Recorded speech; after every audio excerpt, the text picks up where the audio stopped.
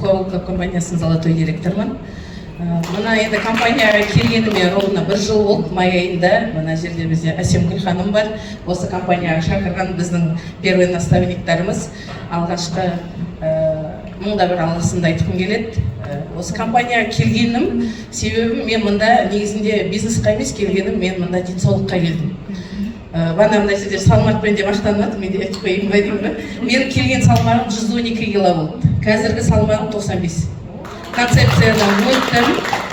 Біріншіден ол салмақ, любой әйелде салмақ вечный, бізде вечная проблема, это лишние килограммы дейміз ғой. Вот. И екіншіден бетімді түзедім.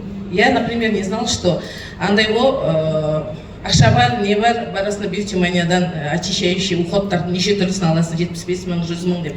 Ал оказывается, ол деген іштен екен. Денсаулық ол іштен, очистка идет снутри.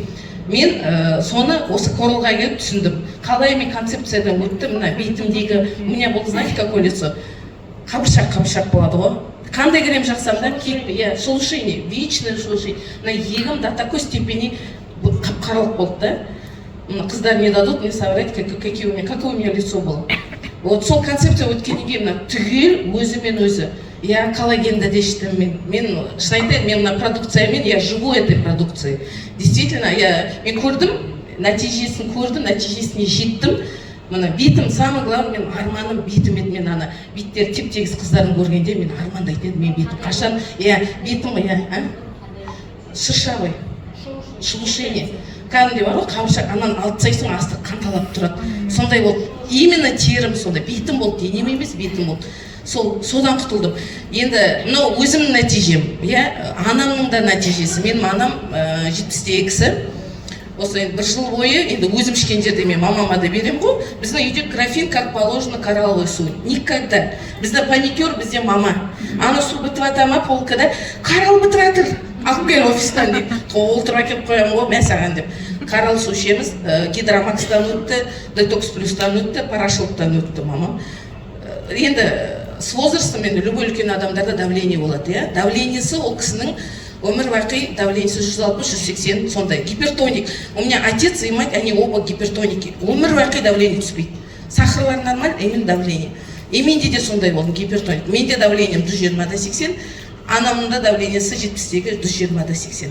Сенбейтін, әкеміне дейін ішіп кетті ғой, сенбейтін, ер адамды білесіздер ғой, ішпейді ғой, әкеме не беріп атсың, ой таста мен лучше 7-8 дәрімді ішем, аптекадан алып келіп дейді. Бір күн анам бәрі ысырып тастады, берші анауыңды, көк нәрсеңді, пентаканда айтады, көк нәрсеңді дейді. Сосын үйретіп қойдым, H5 сотты аша алмайды деді, ана үйреніп алды, өзі былғала, өзі отырып ішеді соны.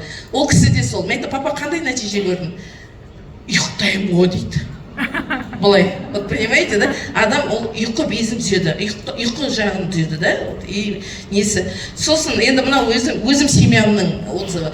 И мына жерде мен тағы да бір отзывымды айтып кете қояйын, рұқсат болса. Біздер ана жылы мен компания сол 1-2 ай болды кіргеніме, июль айында біздер Москваға бардық. Первая конференция. Мен негізде осы компанияға келгелі, мен бірде бір событияны тастаған жоқпын. Өзіме сондай ұнайды да, энергия береді да, ол деген күштіңдей. Бір воодушевленный келесің.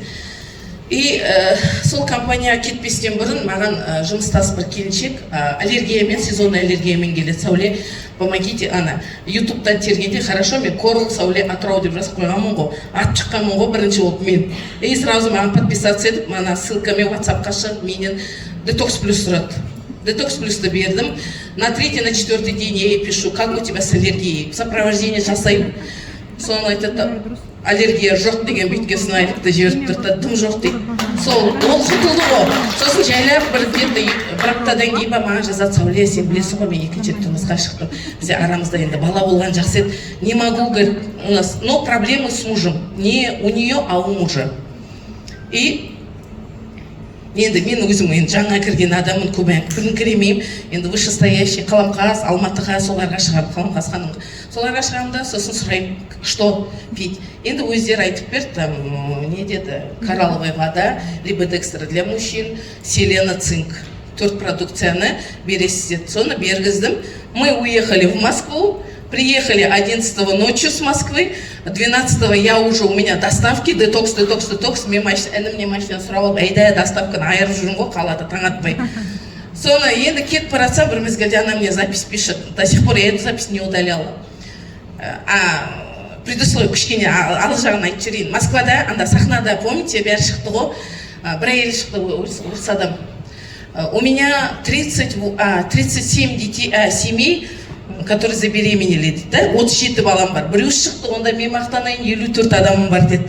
Солар кезде мен сол кезде Асим оқайтын. Иншалла, мен де осы жерде сахнада тұрам, и я точно так же буду гордиться, что сколько у меня детей деп.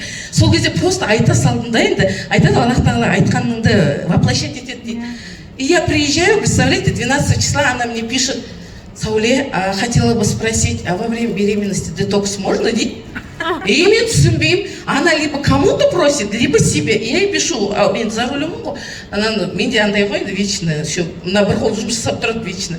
Сосын телефонды алып алдым да, сен кімге сұрап тұрсың, өзіңе ма или біреуге ма? Үн жоқ, мен шыдамсыз адам, я не люблю вот ждать. Алдымда соқтым ғой телефон, за рулем кетіп жатсам. Я говорю, не болды, кімге сұрап жатсың?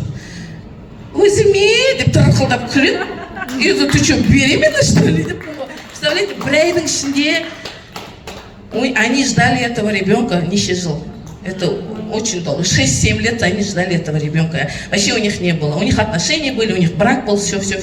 Но мужчина был бесплодный. Не она, а мужчина. Вот, пожалуйста. Меня бір бөпем бар деймін. Вот так что Хойлоклар компаниясы действительно нәтижелерін көп көруге болады. Даже мен мына жерде мақтанатыным, мына жерде өзім көршім бар. Мына жерде отыр, неге шықпай қалғанын білмеймін. Ал Нуша деген да, встань, пожалуйста.